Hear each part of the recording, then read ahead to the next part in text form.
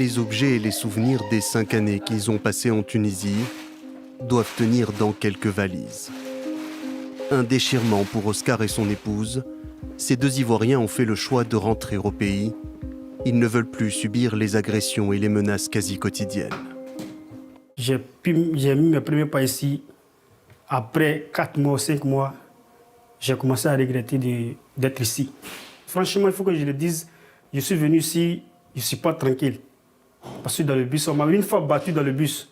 Parce que j'ai demandé au receveur, je veux ma monnaie. Le receveur dit, tu ne m'as pas remis l'argent. Moi, j'ai dit, j'ai été remis. En fait, tous ses frères, ils ont commencé à me tabasser dans le bus.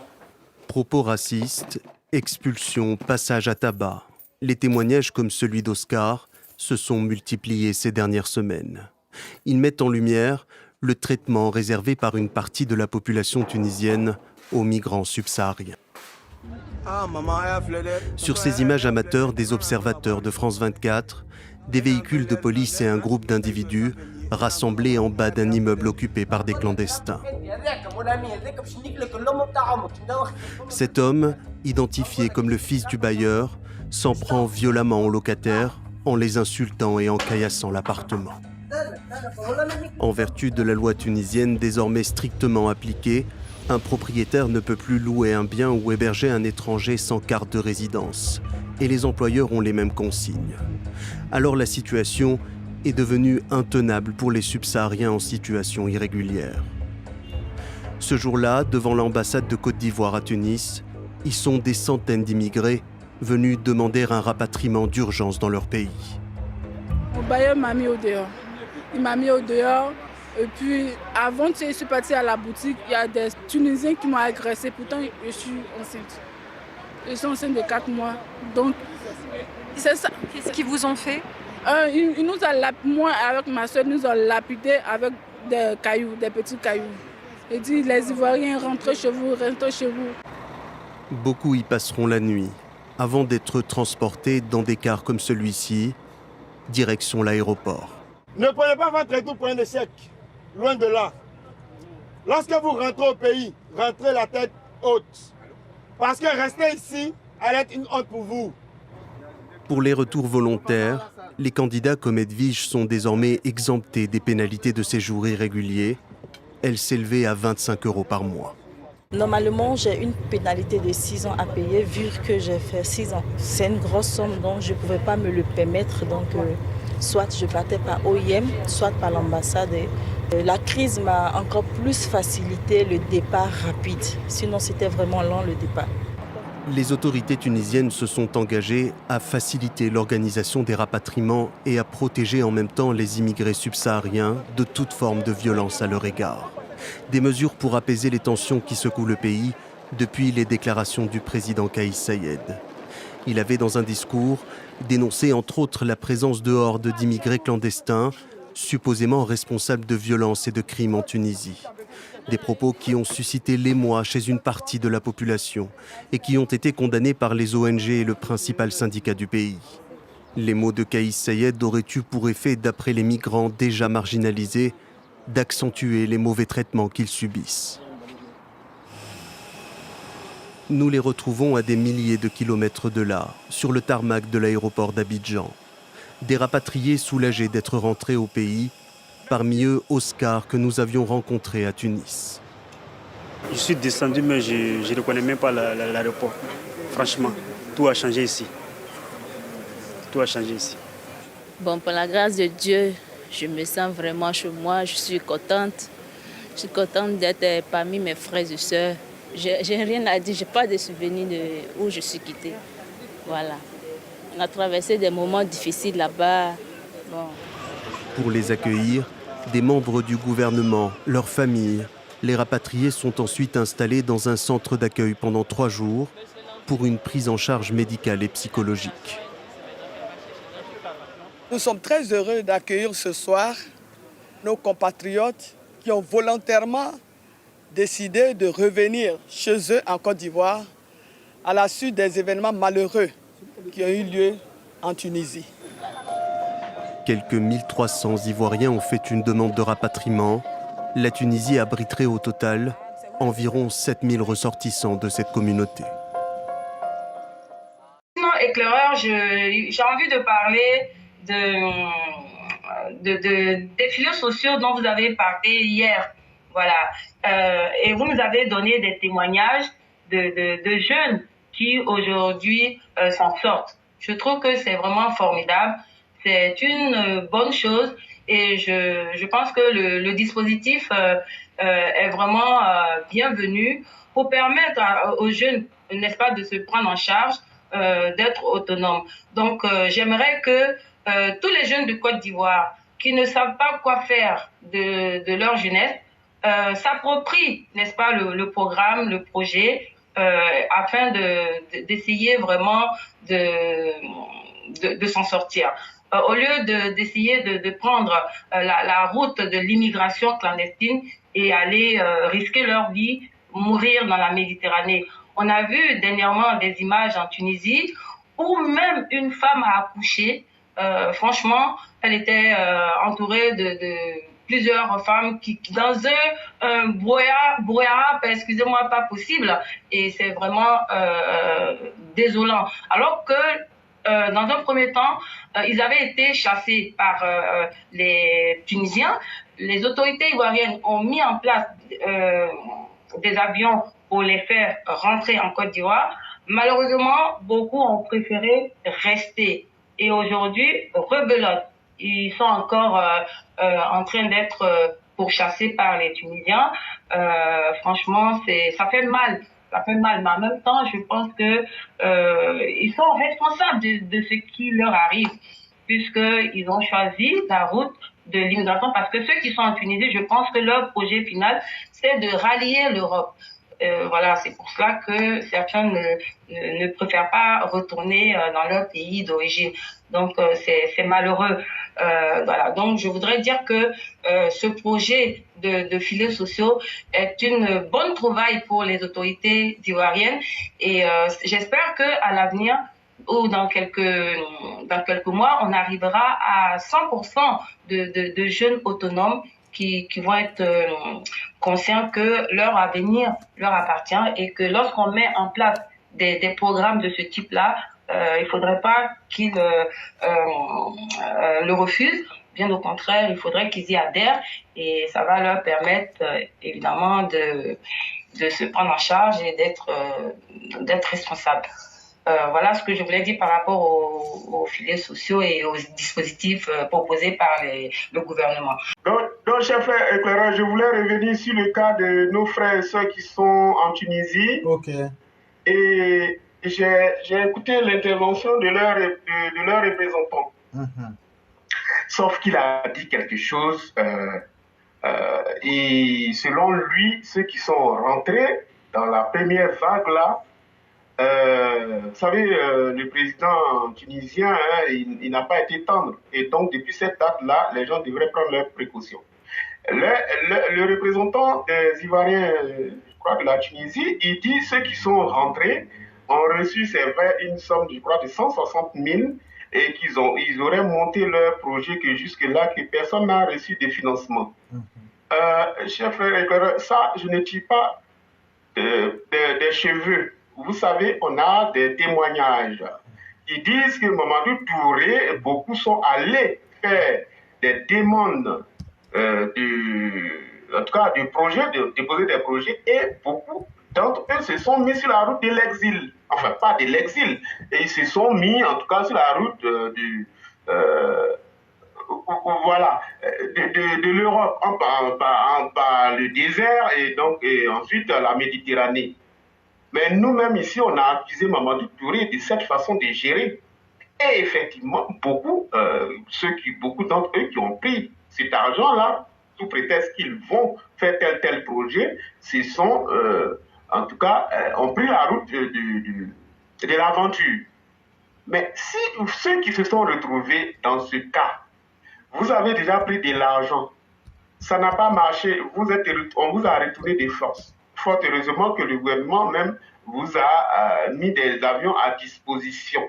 Et à l'arrivée, on vous a donné de l'argent de poche. Bon, 160 000, c'est vrai, c'est rien. Mais il y a des milliardaires qui ont commencé avec 5 000, d'autres 15 000, d'autres 5 000. 160 000, faut réfléchir. Faut pas, c'est pas tous les Ivoiriens, 28 millions d'Ivoiriens auxquels le président quand même a donné directement 160 000. Il trouve que c'est insuffisant et il trouve que ceux-là n'ont pas reçu. Si ceux qui avaient demandé de l'argent, vous n'avez pas remboursé et vous voulez qu'on valide votre projet encore comment? Mais attendez, la Côte d'Ivoire, il y a certains Ivoiriens qui pensent que ils sont les seuls fils de la nation et que le président a des enveloppes pour chacun des 28 millions d'Ivoiriens. C'est pas possible. Donc, je voulais dire à ce représentant-là que quand on fait des sorties, il faut voir aussi les dossiers que ceux dont il parle là, qu'il voit au cas par cas. Ah, est-ce que celui-là, il ne doit pas déjà à l'État?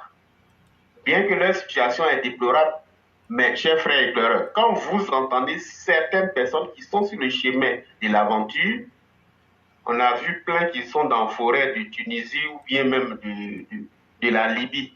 Qu'est-ce qu'ils nous disent?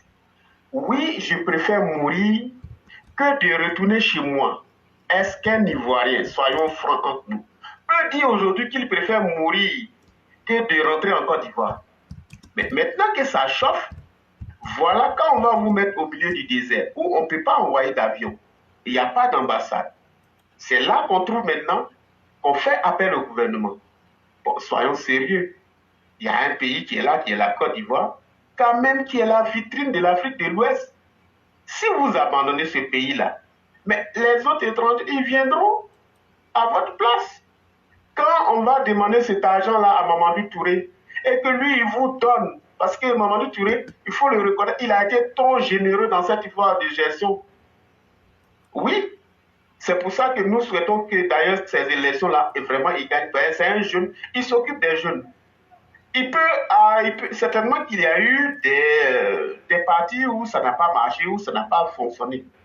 Mais Mamadou Touré, oui, c'est un exemple. Il peut en tout cas s'occuper de la jeunesse de sa région où il est candidat. Donc, c'est ce que je voulais ajouter pour dire que quand on prend le chemin de l'aventure, malgré tout ce que les uns et les autres ont raconté, nos frères ne veulent pas écouter.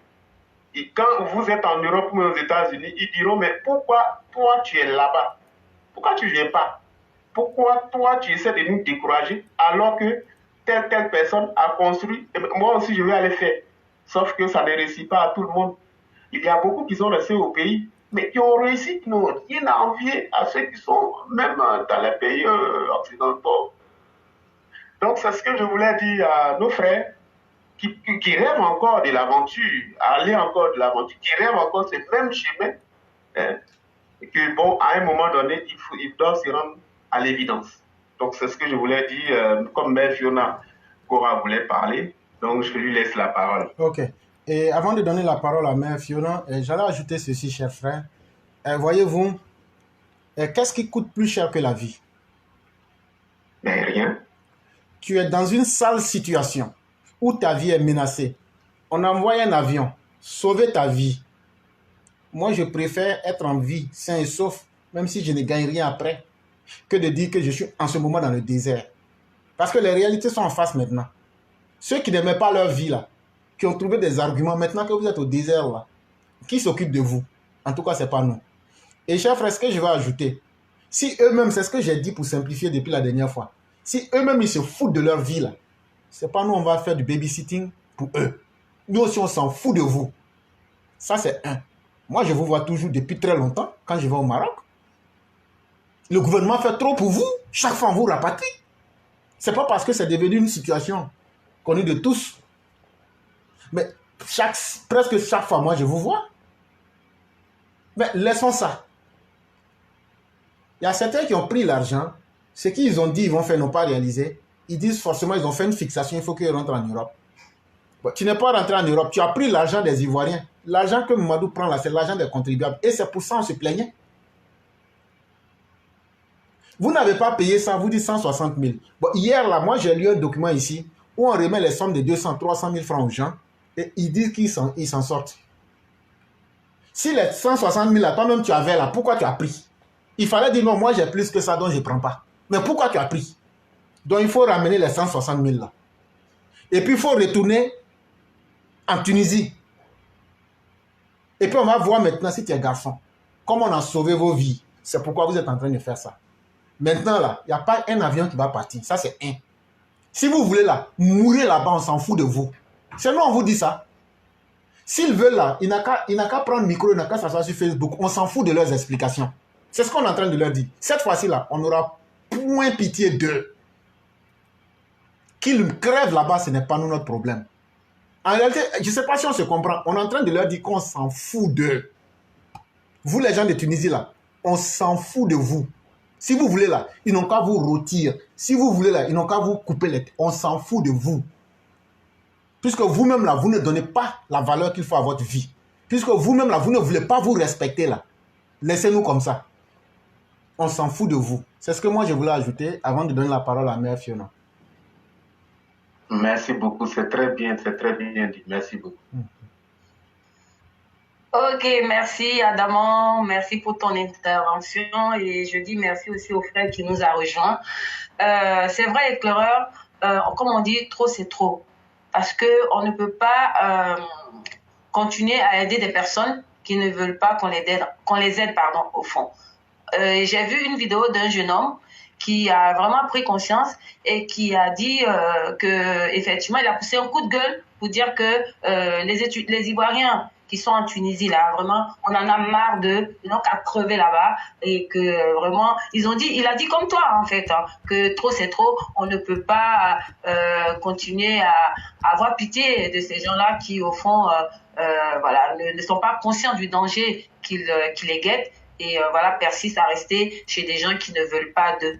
Donc vraiment, je dirais comme vous, trop c'est trop, on s'en fout d'eux, ils n'ont qu'à rester là-bas. Voilà, on n'en a rien à foutre parce que les autorités ivoiriennes n'ont pas que ça à faire. Voilà, on a d'autres personnes, d'autres Ivoiriens à s'occuper. Donc voilà, on s'occupera de ceux qui sont restés à Abidjan et qui veulent s'en sortir. Voilà, on va prendre l'argent des filets sociaux pour les accompagner et puis basta, point barre. Je suis Diomo Deben, je crois que je suis plus à présenter de toutes les façons. Effectivement. Je salue tous ceux qui nous regardent, Soum Delez. Excusez-moi, je vais faire cette petite dédicace parce que vous êtes suivis par beaucoup de personnes. Je salue Madame Koura qui se reconnaîtra. Et franchement, il y a un sujet qui m'a interpellé et c'est de ça que je vais me prononcer. Il n'y a pas de C'est problème. ce sujet que je vais me prononcer. Il n'y a pas de problème. C'est nos migrants qui sont en Tunisie, qui, ma foi, ne veulent pas rentrer, mais qui chantent toujours qu'ils sont maltraités. C'est vrai que nous voyons à la télé. Et je crois que le président de la République, parce que chacun parle de son pays, bien sûr, le président de la République, Alassane Ouattara, a mis tout à la disposition de ces personnes. Mais, cher ami, moi j'ai des amis là-bas. Quand tu les appelles, ils se disent, on va faire quoi au pays? On nous envoie des avions pour nous chercher, mais on va aller faire quoi? Je leur pose souvent la question, mais vous êtes là-bas, vous avez quoi? C'est la question que je pose, vous avez quoi? Plus que ceux-mêmes qui sont en Côte d'Ivoire. C'est la question. Je leur dis, mais on vous envoyait des moyens pour rentrer. Oui, on nous envoyait des moyens pour rentrer, mais seulement on nous demande de payer de l'argent pour pouvoir faire partie de ces effectifs-là qui veulent rentrer. Je leur dis, mais qui ces personnes? Soi-disant, ils ont des associations, vous m'entendez bien? Oui, oui. Ils ont des associations ou des responsables d'associations qui leur demandent de l'argent. Je dis, mais quand l'État de Côte d'Ivoire, par le biais de son ambassade, par le biais des institutions internationales, envoie des avions chercher ses ressortissants, moi je crois qu'il est inadmissible que des gens puissent leur demander des sommes colossales. Et ça, c'est le problème. Mais nous savons que aujourd'hui, en Tunisie, là où nous sommes, le pays est dirigé, je ne vais pas aller avec le dos de la cuillère, par des extrémistes. C'est des extrémistes, il faut le savoir. Oui, oui. C'est le Front National, c'est l'équivalent du Front National en France et en Italie aujourd'hui, qui exercent aujourd'hui le pouvoir en Italie. Effectivement. Mais des personnes comme ça, là, qu'est-ce qu'ils en ont à foutre de l'opinion internationale? Ils n'en ont rien à foutre. C'est nos migrants même qui doivent prendre leurs responsabilités en partant de ces pays pour rentrer dans leurs pays respectifs. Mais ils sont là-bas pour atteindre l'Eldorado.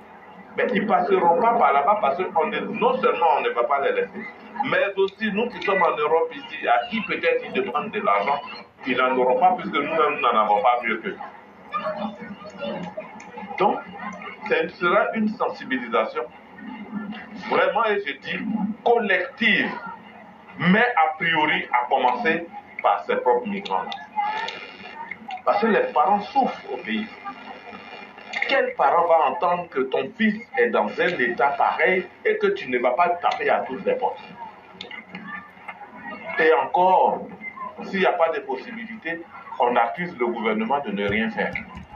Mais avec tout ce que le gouvernement fait, nos mêmes frères qui sont là-bas ne veulent pas prendre le bâton par le président. Il y a plein d'Ivoiriens qui sont rentrés par le biais du directeur des Ivoiriens de l'étranger, le directeur Karamoko, un ami personnel que je salue d'ailleurs au passage.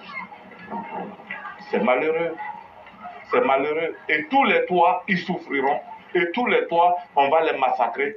Et ils seront là pour dire oui, on attend un dénouement possible, peut-être que ça viendra de Dieu. Oui. Dieu même n'a pas dit aide-toi et moi je t'aiderai ensuite. Effectivement. Il faudrait que les gens arrêtent. Le gouvernement a trop fait. Nos frères qui sont en Turquie,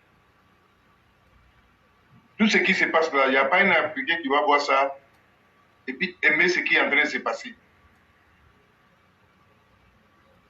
Mais en même temps, tous les Ivoiriens qui sont en Turquie, en Tunisie. Moi je sais que... En Tunisie. En Tunisie, je pense bien que ce n'est pas tous ceux qui sont partis là, tous les Ivoiriens qui sont là-bas qui veulent traverser, non. Il y a d'autres qui sont là pour autre chose. Mais en réalité, les passés, le problème c'est eux. Puisqu'il y a tous les ethnies dedans. Il y a Guinéens dedans, il y a Guinéens dedans, il y a Maliens dedans. Il y a tous les Africains dedans. Tant qu'ils seront ménagés, nos frères qui sont en Tunisie ne seront jamais en paix. Ceux qui ne remplissent pas les conditions là-bas. Je suis sûr qu'il y a des Ivoiriens qui ne sont pas traqués. Mais pourquoi ils ne sont pas traqués? Ça aussi, il faut avoir le courage de dire. Hein. Ce qu'on vient d'entendre dans l'intervention de Lélé, il a parlé, mais il n'a jamais filmé sans paix. Si on entend ce soir-là que les Ivoiriens qui voulaient rentrer, ou bien qui veulent rentrer, quand on leur demande l'argent, ça faut voir clair dans ça aussi. Hein. Parce que la majorité de nos frères qui sont en Tunisie, c'est des malhonnêtes. Surtout ceux qui font, comment dirais-je, passer les gens. Chers frères, moi je veux dire, parce que chacun est victime de vos pas, de près ou de loin. C'est vrai, souvent, il y a des situations qui viennent. Tu peux connaître quelqu'un qui connaît quelqu'un là-bas. On peut t'appeler pour ces situations-là. Mais malgré on fait, ça n'arrange. Ça ne passe jamais. Donc c'est vos marchés qui fait que vraiment les Tunisiens ont marre de tous les Africains. Mais puisque tout le monde est ménagé, et ils ne vont pas arrêter, ceux qui sont là, qui n'ont pas le droit d'être là-bas, seront toujours traqués. Donc la solution là, l'avion là, qui était venu, c'est un ça, vous devrez monter, aller au pays, chercher autre solution pour pouvoir atteindre votre objectif. C'est la solution. Tiens, c'est trop chargé. Et même là, il ne peut plus. Donc, ils préfèrent liquider vos vies pour ne pas que vous rentrez dans les pays. Il faut que ça soit clair. La dernière fois, comme j'ai dit, TV5 a montré où ils ont arrêté des bateaux. Ils ont dit carrément qu'ils vont les faire retourner. D'après l'intervention des jeunes, ils ont fait 2 jours sur l'eau. Ils sont perdus. Vous venez, on met de l'air dans, comment dire, je sais pas. Je sais que c'est pas facile, je comprends. Mais par rapport à ta vie là, faire ça là, non. Si c'est ça là, non, vraiment, c'est pas bon. Ne fais pas. Chacun n'a pas les mêmes chances. Est-ce qu'on peut compter au jour d'aujourd'hui, il y a combien d'Africains qui est resté dans l'eau là? Est-ce qu'on peut? On ne peut pas. On ne peut pas. L'objectif, c'était quoi? C'était sortir, venir travailler, rendre service à la famille. Pas la famille en charge. L'objectif, c'est ça. Mais si tu veux être espoir de quelqu'un, toi-même, tu veux sacrifier ta vie. C'est comme si tu sacrifies la vie de toute ta famille. Chef frère, l'eau l'a laissé. J'ai dit, Europe, là, si Dieu a mis dans ton destin, là, il dit, même si c'est 40 millions qui ont dépassé pour venir là, le jour va arriver, là, tu vas venir. Mais pour être ambitieux, pour venir en Europe, là, chef frère ivoirien, chef frère africain, apprenez à travailler d'abord au pays là-bas. Eh, Tchèsouro, c'est pas bon. Ça arrivait sur terrain, là. Les 2 premiers mois, là, tu vas regretter. Qu'est-ce que tu es venu chercher ici? Avant d'être tranquille, tu vas pleurer dans la maison, là. Personne ne va t'entendre. Je dis, c'est en Afrique, quand tu as prouvé les 500 francs, tu demandes à quelqu'un qui donne. Toi, ici, on n'est pas prêt. Non, on donne 1 euro, on ne donne pas. C'est pas parce qu'il ne veut pas donner, hein. C'est parce qu'il ne peut pas. Et c'est quand on voit sur Facebook là. Allô? Oui, on t'écoute, hein, on écoute. Ouais, voilà. Donc, chers frères, c'est quand vous voyez sur Facebook là, laissez ça. Mais c'est ça vous aimez regarder. Votre inspiration là, c'est là-bas. Mais où on ne voit pas là. Parce que là, c'est quand on vous dit là, ça ne vous arrange pas. Oh putain, un homme, c'est qui doit t'arranger là? C'est quand on te dit là, ça fait mal à l'oreille. Mais vous êtes dans le baise. Moi, là, c'est ici content, mon cher frère. Toi, jeune qui est en Afrique, qui m'écoute à là, ce que je vais te dire, c'est la vérité. Tout de suite là, c'est ici près, il y a un coin, il y a un coin là-bas là. Je peux aller dessus là, ils vont aller jeter les habits. Je vais prendre, je vais porter. Toi, tu ne me vois pas. Oh, je m'arrête devant un immeuble. Je prends photo tout de suite là. Je vais t'envoyer. Puis je vais te mentir, tu vas voir. Là où j'ai pris photo là, tu vas trouver que j'ai fait même. Eh, tiens. Bengue là, c'est pas facile. Ce qui n'est pas facile, si tu veux rentrer dedans là, faut pas essayer de rentrer dedans facilement. Oui, vous allez me dire que non, la route là, c'est pas facile. Mais celui qui veut sacrifier sa vie là, ça c'est la facilité. Ce qui n'est pas facile, c'est de te mettre en jambe, de te mettre au travail. Arriver à un certain moment, toi-même tellement tu es concentré sur ton travail, tu es organisé dans ton travail, tu ne gaspilles pas l'argent là. Et les 2 euros, 3 euros que tu as gardé là, tu vas voir un moment, c'est devenu un peu comment. Quand toi tu comptes là, tu es content. C'est que tu réfléchis là, c'est ça qui est la réalité. Parce que l'argent là, tu as compté, tu es content, tu as économisé, tu peux faire ce que tu veux faire. Donc, je vous dis, ne vous jetez pas sur l'eau. Bengue là, il y a plus cher. C'est devenu os maintenant, os là même là. Eh, petit, c'est championnat co. Et c'est en train de vous dire, c'est pour vous encourager de venir même.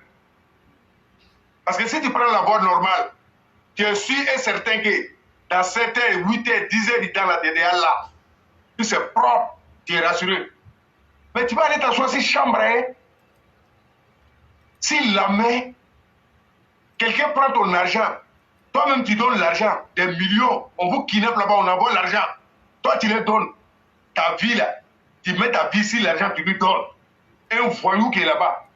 Si c'était intéressant comme ça là, si lui il te fait rêver là, pourquoi lui il est là-bas? Pourquoi toi tu allais le trouver là-bas? Mais lui il va te faire rêver. Tu vas chanter tes parents. On a des mamans même qui ont banni les bijoux Tellement ils sont en train de les mentir. Extrait, ça veut tuer. Il faut tout ça. On vous met sur l'eau. Il y a d'autres qui ne s'en sortent pas. Après, on va aller dire à sa maman encore que vraiment ça n'a pas marché. Non seulement tu allais liquider ta vie, t'aider la Mao. Joli bijou qui était là, Espoir là. Elle a vendu ça pour te donner l'argent. Donc souvent, pour nous les jeunes, on a envie de faire des trucs. Pour nous, c'est bien. On peut être derrière là. Ça crée beaucoup de dégâts quand on ne fait pas attention. Mais si c'est par la voie normale là, même si elle vend bijoux là, elle est tranquille, toi tu es tranquille. Là, tu donnes tranquillement. À ce moment, toi, tu as travaillé un peu. Si ton argent n'est pas complet, la Mao peut t'arranger. Voilà, elle vend bijoux, elle est complète. Tu prends Golf Kia, tu es là. Elle est rassurée, tu es rassuré. Maintenant, tu peux barrer parce que tu es en bonne santé, tu es en vie. Tu peux payer bijoux encore. Mais on vend bijoux. Toi, tu dois rester dans l'eau. Vraiment, ce n'est pas bonne solution. Ce n'est pas bonne solution. Chers frères, si je parle comme ça, il y a des gens qui sont au forêt là-bas. Ils ont dépassé près de 7 millions, 8 millions, ils sont encore là-bas. Il y a d'autres qui sont morts là-bas. Il y a d'autres qui sont devenus fous là-bas. Qui va accepter que la vie de son enfant, ou peut-être elle a décidé d'aller chercher bonnet, soit détruit? Personne. Personne. Même si tu n'as pas. Je dis personne. Donc on n'a qu'à faire très attention. L'avenir est devant nous. Ceux qui vous blaguent là, à ceux que vous donnez l'argent, dans le Tunisie, partout, pour traverser l'eau là, ils ont tous construit immeubles. Et ils s'en foutent de vos vies. Ils vous mettent sur l'eau, c'est vos problèmes. Il y a d'autres même qui prennent tous les enfants avec eux. Tu as vu? C'est dangereux. C'est dangereux, c'est dangereux. Maintenant au travail, c'est le travail qui paye. Donc je ne peux pas trop tarder. Éclairer, je m'arrête là encore. Je donne la parole. Je me mets sur vite. Je dis merci à tout le monde. Ok. Et je ne sais pas s'il y a quelqu'un qui veut prendre la parole. On va aller résolument vers... Moi, ok, éclaireur. Ok, il n'y a pas de problème. Et puis ça fera ma conclusion en même temps. Il n'y a pas de problème. Voilà. Ok. Alors, je dis bonsoir à Djomo Debeng et puis je lui dis merci pour son intervention. Merci aussi à Cyclone qui vient d'intervenir et dire que vraiment le problème des Ivoiriens en Tunisie, à la limite, moi, j'ai même plus envie d'en parler, ça m'énerve parce que l'image que j'ai vue d'une femme en travail qui a accouché, entourée d'une foule de femmes aussi, en train de crier, ça m'a vraiment choquée parce que on ne peut pas accoucher dans ces conditions-là. Ce n'est pas normal. Ça, qu'est-ce que j'allais dire? Il y a plus de dignité de femme. Vraiment, c'est malheureux, quoi. Quand vous êtes dans la précarité, vous avez pris le chemin de l'immigration clandestine et que en plus, bon, c'est vrai, je ne veux pas empêcher les femmes d'être enceintes. Vous allez avoir des bébés dans des conditions pareilles. Voilà, ça pose question, quoi. Voilà. En même temps, je pense que c'est en toute âme et conscience que ces femmes-là prennent des grossesses et voilà. Donc voilà, ce n'est pas normal parce que il y a eu un jeune du nom de Seni Kamba. Je ne sais pas si vous le connaissez. Oui. Il était parti aussi dans les mêmes conditions en prenant, je ne sais pas s'il est passé par... de toutes les façons, il était, je crois, en Turquie ou en Libye, je ne sais plus, peut-être en Libye. Et il a connu cette aventure-là. Maintenant, il a accepté de rentrer en Côte d'Ivoire par le canal des autorités quand ils ont fait rentrer un groupe d'Ivoiriens qui était maltraité en Libye. Et aujourd'hui, ce jeune, il est cordonnier, il fait son petit commerce dans l'informel, mais il gagne bien sa vie, quoi. Voilà. Et je pense que pour rien au monde, il accepterait de retourner voilà, en Libye. Donc, c'est un exemple de jeune homme qui revient au pays et qui s'en sort. Donc, je ne comprends pas pourquoi des Ivoiriens, sachant qu'ils sont dans la précarité dans le Maghreb, continuent de rester. Donc vraiment, voilà, moi je peux pas être solidaire de ces gens-là, c'est pas la peine. Voilà. Sinon, pour conclure, je dirais que voilà, les élections qui vont arriver là, il faudrait que les jeunes aillent voter vraiment en toute responsabilité, qu'ils n'acceptent pas de se faire manipuler par des politiciens véreux qui n'ont rien à leur proposer, à part les utiliser comme des boucliers humains. Voilà, donc vraiment, jeunes de Côte d'Ivoire, soyez responsables, dites ma voix oui et ma vie non. Voilà ce que je voulais dire pour conclure. Éclaireur, merci. Merci et bonne soirée à tout le monde. La mère nous invite à ne pas sacrifier nos vies à quelques politiciens que ce soit. Chacun doit privilégier sa vie. Ce qui se passe en Tunisie là, si la femme la veut là, faut même pas, elle n'a qu'à accoucher, hein, elle n'a qu'à vomir enfant là. Ça là, c'est pour choquer la conscience collective, pour qu'on dise, on s'en fout. Moi, je l'ai dit, c'est ce que vous aimez, assumez. Vous seuls là, vous n'êtes pas ceux qui ont des problèmes. À un certain moment là, quand on lave ton ventre là, ton dos là, toi-même, il faut laver ton ventre. Quand tu n'aimes pas ta vie là, c'est des choses comme ça qui t'arrivent. Pour vous en Tunisie là, il n'y a même pas de pitié dedans. Maintenant, comme on est déjà vers la conclusion, on va permettre à ceux qui veulent prendre la parole, donner leur dernier mot. Tout le monde peut prendre la parole pour pouvoir donner le dernier mot. Si l'aîné Djomo de Beng est là, et le frère aussi. Oui, allô? Oui, allô? Oui, je voulais faire ma conclusion. Il n'y a pas de problème.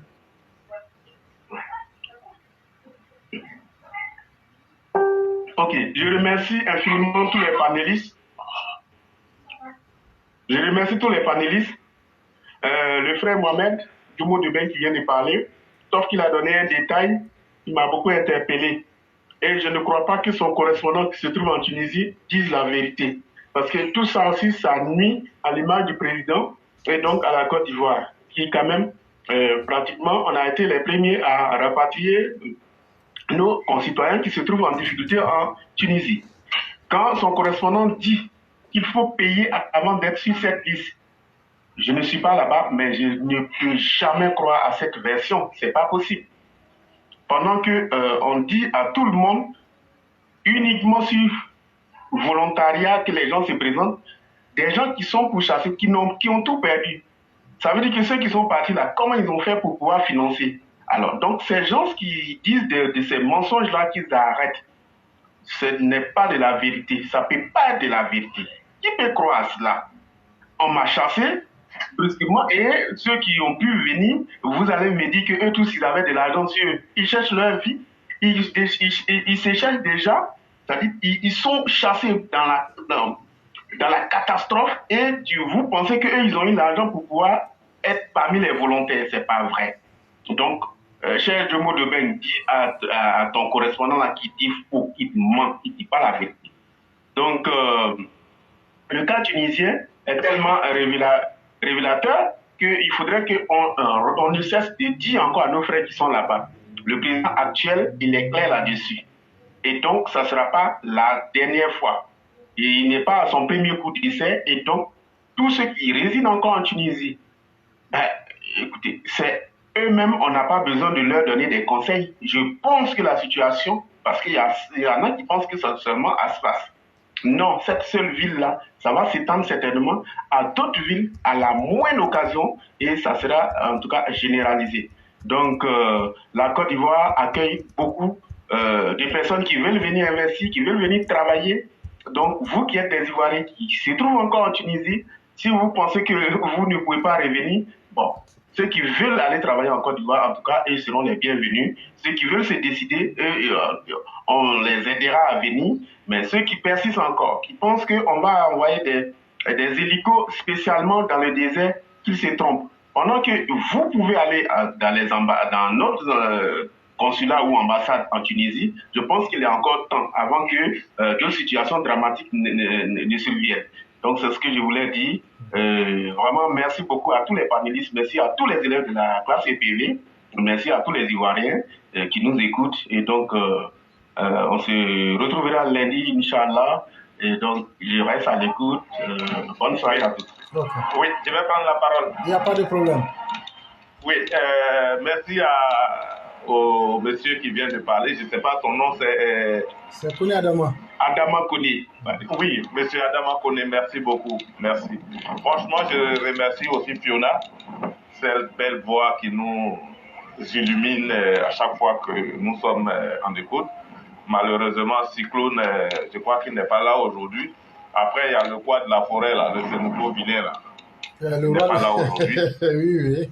Ouais, le Sénoufo vilain, là, il n'est pas là aujourd'hui. Ben, ce que je viens de dire, comme tout à l'heure, comme je le disais, enfin l'intervenant dernier vient de me dire, j'ai été même interpellé par une militante FPI qui me dit que sa sœur est là-bas et donc elle voudrait se faire rapatrier, mais qu'on lui demande de l'argent. Elle m'a demandé si je ne connaissais pas quelqu'un en Tunisie ou dans le gouvernement. Je lui ai dit, mais moi personnellement, ceux qui viennent, il n'y a même pas de... Peut-être les Maliens même se sont fait passer pour des Ivoiriens qui sont rentrés en Côte d'Ivoire par ce biais-là. Il y a des Guinéens même qui sont rentrés en Côte d'Ivoire par ce biais, que moi j'allais me renseigner et j'allais essayer de lui revenir. Mais quand je suis revenu vers elle, je lui ai dit, on m'a dit qu'on ne paye pas d'argent. Peut-être que c'est elle-même qui ne veut pas venir, mais moi je ne dis pas ça de moi-même. J'ai été interpellé parce que ici sur la plaque parisienne, nous sommes des références au niveau du RHTP. Donc tout ce qui ne va pas, on nous vient. Si on doit interpeller l'ambassade, on interpelle l'ambassade directement. Parce que moi, franchement, il n'y a pas de canal entre moi et les autorités. Ça, il n'y en a pas. À moins que je te dise, bon, je vais voir. Mais vraiment, ça, je vois que le problème est très crucial. Je le fais. Il y a une dame ivoirienne qui s'est fait ici brûler par son copain. Elle était brûlée au premier degré, je vais dire, c'était difficile. Elle m'a interpellé, j'ai interpellé monsieur le consul, d'ailleurs, que je remercie, qui a intervenu immédiatement et la prise en charge de la dame a été faite. Dieu merci, elle est hors de danger aujourd'hui.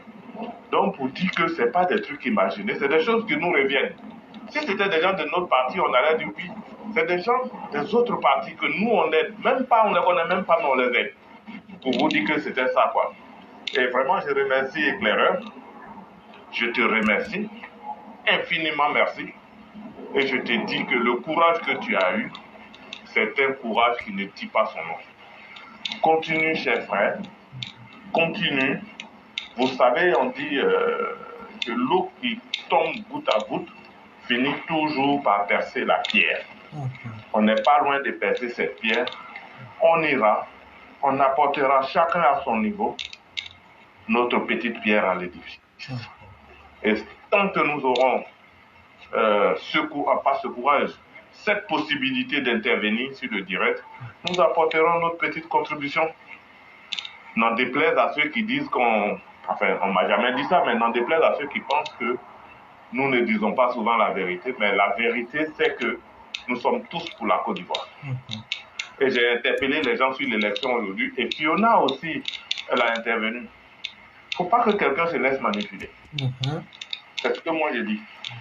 Parce que le destin de la jeunesse se trouve dans la main de la jeunesse.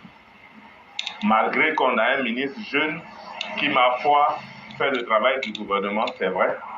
Mais nous aussi, nous devrons prendre notre destin en main. Pour dire que le temps des élections approche, les fanfaronnards vont venir fanfaronner. Mais ce qui nous arrange, nous le savons nous-mêmes. Merci à tous. Merci beaucoup, cher René. Merci de cette belle sortie. Merci aussi des conseils que vous avez prodigués. Et effectivement, on dit que le succès se trouve toujours au bout de l'effort. Continuons à croire en nous-mêmes, continuons à croire en ce combat. Et le temps viendra où les gens pourront comprendre beaucoup de choses. Merci infiniment à vous-même. Et donc, on va passer à l'autre frère s'il est toujours présent et qu'il veut faire sa conclusion. Oui, moi, c'est plutôt, en fait, je pense qu'il y a une problématique. Il y a beaucoup de retours par rapport à certains de nos frères qui sont en Tunisie. Et depuis, ils sont confrontés à un problème. Bon, il y a l'enregistrement au niveau du consulat, au niveau de l'ambassade en Tunisie. Mais il y a ceux qui veulent faire un retour, mais ils sont encore coincés par le fait qu'il faut payer une taxe ou une contribution au fait qu'ils soient pendant X années sur le territoire tunisien. Et ce qui empêche beaucoup de personnes même au retour volontaire. Ça veut dire, il y a l'inscription au niveau du consulat et il y a eux de même, de leur propre chef, qui veulent retourner en Côte d'Ivoire. Admettons que vous avez fait 3 ans, 5 ans à peu près en Tunisie, vous ne pouvez pas sortir comme ça. Selon leur dire, hein, ils ne peuvent pas sortir comme ça parce qu'il faut payer encore cette taxe-là. Qu'est-ce que le gouvernement fait pour les aider? Oui. Je peux vous dire que cette taxe-là, elle avait été suspendue. Est-ce que les gens... Est-ce qu'elle a été suspendue? Oui. Pour tous les Ivoiriens, je vais vous expliquer. Ceux qui ont été enregistrés à l'ambassade. Je vais vous expliquer. Oui. La réalité du problème, la voici. Il y a beaucoup qui ne jurent que sur un fait. J'ai traversé tout, je suis déjà arrivé ici, là, il faut que je rentre en Europe. Ces gens-là, ils vont te trouver 1001 excuses, mais ils ne vont jamais te dire la vérité.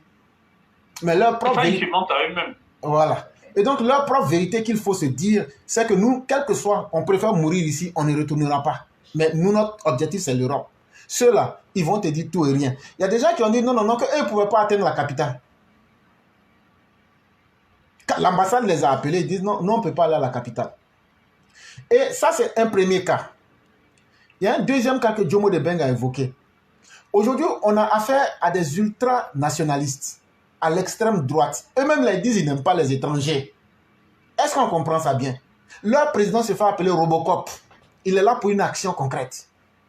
Il n'aime pas les Noirs. Il a dit en des termes crus. Et il a tout prouvé. Et la taxe dont ils sont en train de parler là, effectivement, quand le moment des rapatriements est arrivé, ils ont dit à ceux qui veulent sortir, vous êtes exemptés de cette taxe-là.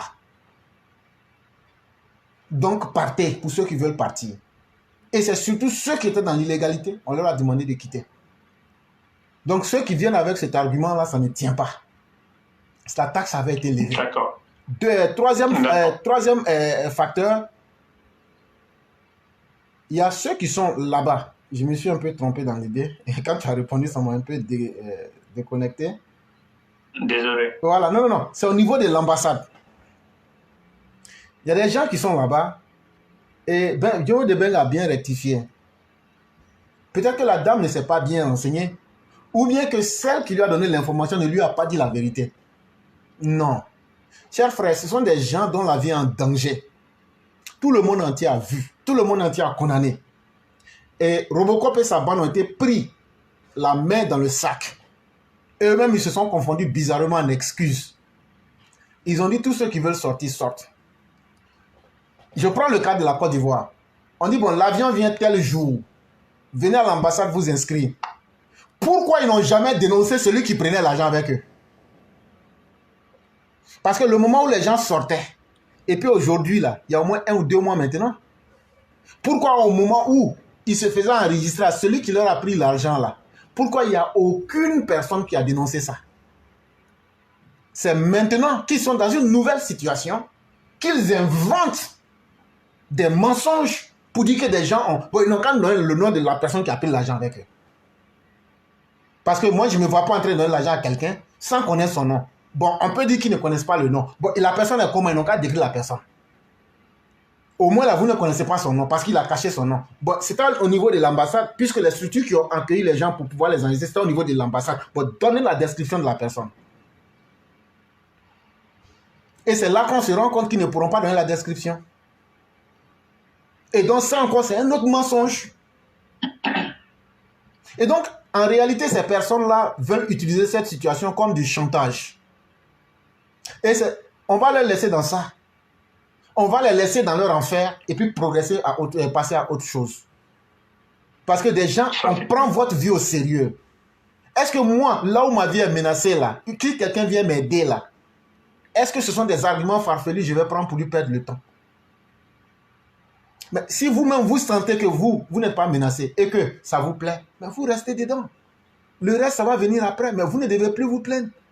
Parce qu'aujourd'hui, ils sont en train, on nous prend pour aller nous mettre dans le désert là-bas. Mais hier, on vous avait dit de quitter carrément. Mais finalement, on ne va pas s'intéresser aux détails de vos vies. Sinon, tous les Ivoiriens allaient exiger aussi qu'on s'intéresse aux détails de leur vie. Et c'est ça qu'il faut que ces gens-là comprennent. Sinon, on va être là en train de tourner en rond, en fait. C'est ce que je voulais donner comme détail avant de vous laisser continuer. En tout cas, merci pour les détails. Et il faut savoir aussi qu'avant qu'il y ait cette poussée-là vers le désert ou l'abandon sur le désert, il y a eu un moment donné, il y a eu un rapport qui a été dit, et je pense que même au niveau de la France, certains services ont eu écho, mais qui n'ont pas vraiment réagi par rapport à la forte communauté tunisienne ici pour éviter certaines choses. Mais ils ont ces renseignements au niveau de la DST. Il y a le gouvernement tunisien a financé et continue de financer certaines associations tunisiennes. En fait, il les pousse à manifester contre les Noirs. Ils utilisent ça comme arme, en fait. Ils ont trouvé l'excuse, comme tu disais, ils ont trouvé l'excuse pour dire, bon, écoutez, d'une autre manière, mais derrière, les associations ont commencé quelques jours avant qu'on pousse nos frères vers le désert. Et ils doivent vraiment comprendre que c'est grave. Mais quand tu en parles, ils disent, non, bon, peut-être ces associations-là, non, bon, ils ne sont pas contre tous les Noirs, hein. C'est ceux qui font le broutage, je ne sais pas, les arnaques contre les Camerounais, alors que non, en réalité, c'est contre la communauté noire. Certains se défendent, comme tu le dis, ils trouvent des excuses pour continuer de rester dans quelque chose qui est pas bon pour eux. Et ils oublient qu'ils représentent aussi la nation ivoirienne, la peau noire. On n'est pas solidaires. Il peut arriver aussi des canaux qui sont parallèles, hein, où il y a peut-être forcément qui ne dénoncent pas ceux qui donnent de l'argent, mais on se connaît entre nous. Hein. Il y a forcément peut-être des gens, quelque part, qui essaient de prendre l'argent, mais quand c'est comme ça, il faut communiquer vraiment sur le numéro d'écoute ou le numéro du consulat à prendre à tâche directement pour pouvoir entrer au pays. Il y en a aussi qui ne sont pas informés. C'est comme aux États-Unis ou en France, il y en a qui arrivent pareil, mais qui sont tellement mal renseignés, qui utilisent qui prennent des démarches qui font qu'ils restent peut-être 10 ans, 20 ans sans avoir les papiers parce qu'après ils sont blacklistés au fait. Donc voilà, c'était ce que je voulais dire. Et puis merci en tout cas pour ton information au niveau de l'État. Vraiment, merci aussi à vous. Merci pour tout ce que vous avez dit. Et vous avez aussi dit quelque chose qui est très important. En réalité, il y a certaines personnes même qui se mettent en dehors du système. Et une fois que tu te mets en dehors du système là, on ne peut rien faire pour toi. Et il y a des gens en face des situations, même pour réclamer leurs droits, ça devient la chose la plus impossible. Si toi, tu n'arrives pas à réclamer ton droit qui te revient, ce n'est pas les autres qui vont faire ce combat à ta place. Le pays, même comme tu l'as dit là, tout le monde même sait. À l'époque de Gbagbo, là, quand il faisait les manifestants, on dit non, ce n'est pas Laurent Gbagbo, hein, ce sont les Ivoiriens. C'est le peuple de Côte d'Ivoire. C'est la même chose. Les populistes ont toujours le même mode opératoire. Ils se cachent toujours derrière l'imaginaire collectif pour essayer d'atteindre leurs sales besoins. Quand Hitler faisait le massacre des Juifs et des Noirs, il a dit non, c'est le peuple allemand qui est contre tout ça parce qu'ils veulent que vraiment personne ne se mélange à eux. L'histoire du monde est là, on ne fait qu'une répétition en fonction des temps et des lieux. Ne nous trompons pas de combat. Celui qui oublie que dans la vie, il faut qu'il sauve sa propre vie avant de pouvoir continuer le chemin. Tu es l'homme le plus idiot de la terre. Parce qu'il n'y a rien qui soit plus important que la vie. Et cette vie-là, il faut la sauver, quel que soit le prix que ça coûte. Éclairé, je vous dis merci. Merci à l'intervenant, à tous les panélistes. C'est ce qu'on dit ici toujours. Hein. C'est ce qu'on dit ici toujours. Hier, j'ai parlé d'un petit qu'on appelle Benito au Côte d'Ivoire, qui a commencé à faire direct tout récemment. Quand il écoute, tu sais que vraiment, même après de Tunisie, là, il y a manipulation dedans. Il y a beaucoup de manipulation dedans. Parce que c'est sorti vraiment, montre que vraiment, c'est un vrai soroïste. Et vraiment, il est impoli, ce petit. Mais tout qu'on fait, si ces gens de personnes peuvent faire vos bonheurs, ça c'est vos problèmes.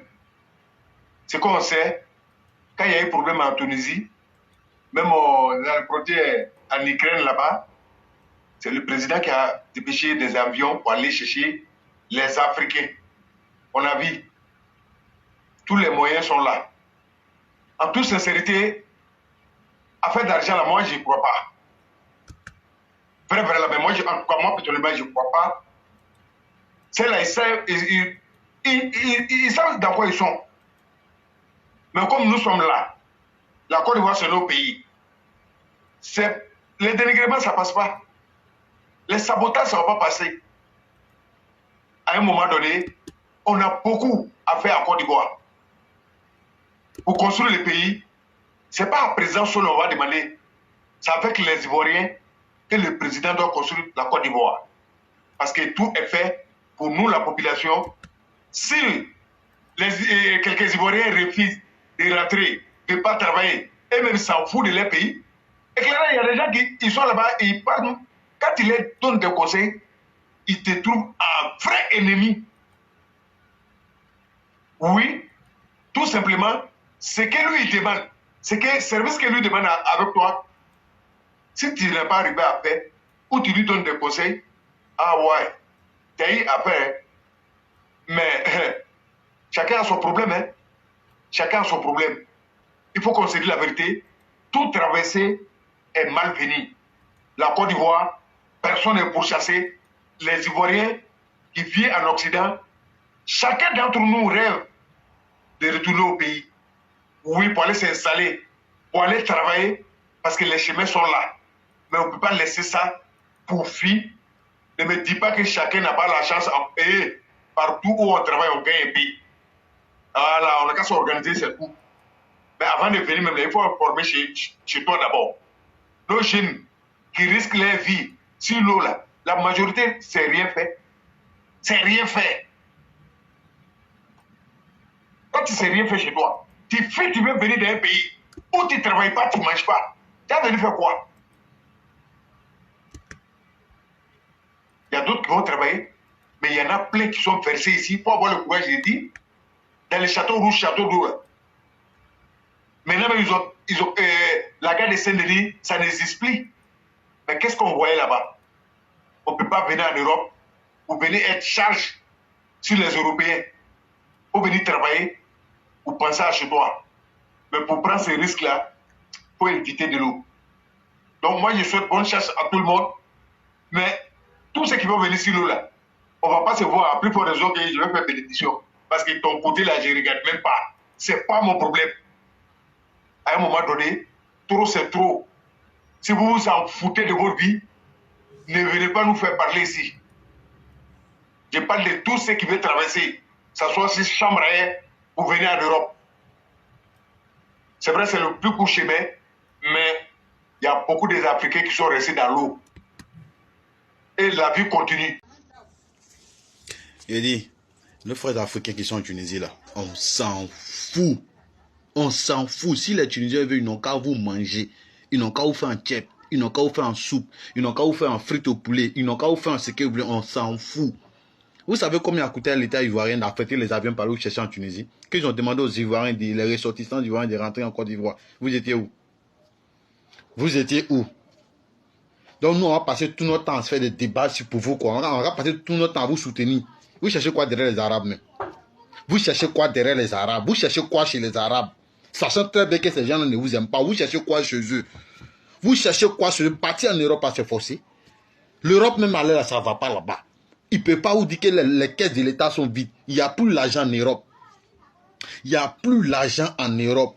L'Europe est finie depuis les années 2000. Depuis on a quitté 95, des années 80 jusqu'à 2000, il n'y a plus rien en Europe. Venez, on va développer ensemble l'Afrique. Vous ne voulez pas. Vous cherchez quoi chez les Arabes? Vous voulez forcément traverser le désert, aller traverser les Arabes pour aller en Europe. Vous cherchez quoi? C'est quoi vous cherchez? Tout c'est où on met dans le désert, tout c'est où on vous jette dans l'eau, tout c'est où on tisse vous, tout c'est où on vous frappe, tout c'est où on vous égorge, tout c'est où on vous rappe. C'est quoi? Chez vous là, il y a un feu chez vous. Il y a un feu chez vous. C'est parce que vous ne vous faites pas respecter que les gens ne vous respectent pas. C'est parce que vous ne voulez pas vous respecter que les gens ne vous respectent pas. Il y a plein de jeunes en Côte d'Ivoire ici qui se débrouillent. Il y a plein de jeunes partout en Afrique qui se débrouillent, qui n'ont même pas besoin même d'aller quelque part. C'est le même boulot que vous partez faire chez les blancs là-bas. C'est le même boulot que vous faites, vous pouvez faire ici. Économiser, gagner votre depuis construire votre avenir. Vous n'êtes pas obligé de partir tout poroter dans les gens. Vous frappez, vous chicote. Vous pensez qui va parler encore cette fois-ci là-même? Vous voyez qui parle? Moi, je fais cette vidéo pour vous dire on s'en fout de vous. On en a marre. On est fatigué que l'État prend des milliards pour affréter des avions pour vous faire rentrer chaque fois. C'est pourquoi l'eau elle a augmenté, le courant elle a augmenté, le carburant elle a augmenté, maison elle a augmenté, immeuble elle a tombé les gens. Nous on a nos problèmes ici aussi. On a nos problèmes ici aussi. On a des problèmes ici aussi. Vous comprenez un peu? Si vous voulez la fête, ils n'ont qu'à vous frapper en Tunisie, ils n'ont qu'à vous chasser au Maroc, ils n'ont qu'à vous botter en Algérie, ils n'ont qu'à vous tuer en Libye. On s'en fout. On ne vous a pas envoyé là-bas. Il y a plein de jeunes ici qui se débrouillent pour nourrir leur famille. Il y a plein de jeunes ici qui se battent pour nourrir leur famille. Vous n'êtes pas les seuls en Afrique. Vous savez quoi, c'est les Arabes même. Ils vous ont appelé là-bas. Eux-mêmes, ça ne va pas chez eux. Vous ne voyez pas les Tunisiens, les Libanais, les Marocains, les Algériens travaillent encore ici. Vous ne les voyez pas. Les Chinois même sont en train de travailler partout au pays ici. Vous ne les voyez pas. On sait que les gens pour travailler, on ne les pas. Vous êtes à vous prendre dans le pays, les gens sont où chicoter n'importe comment. Ceux qui vous blaguent pour dire que l'aventure est meilleure, dites-leur que ici là aussi il y a travail. Venez travailler ici.